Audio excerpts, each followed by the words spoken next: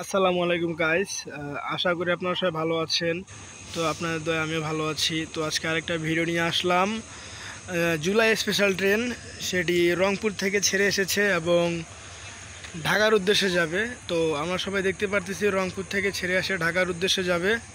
এবং এই ট্রেনটি কিন্তু একটু আগে দেখেছিলাম, এখানে ব্যানারে লেখা ছিল উপকূল এক্সপ্রেস। তো উপকূল এক্সপ্রেস বা করতোয়া এক্সপ্রেস যে কোনো একটাই হবে।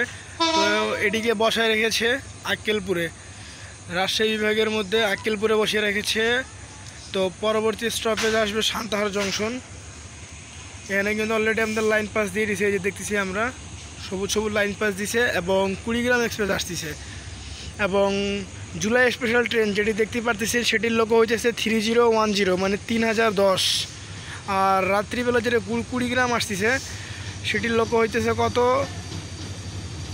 3004।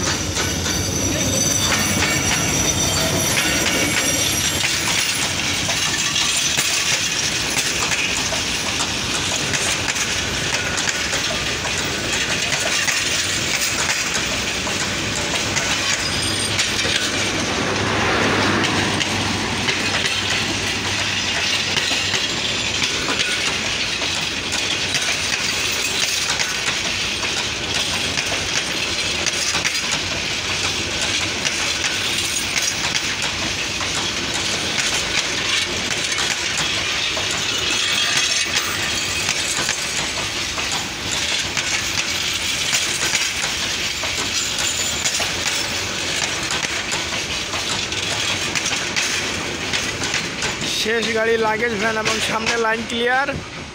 আর অল্প কিছু সময়ের মধ্যে কিন্তু এই ট্রেনটি ছেড়ে দিবে, আমরা সবাই দেখতে পারবো। তো এটি কিন্তু থ্রুপাস দিয়েছিল,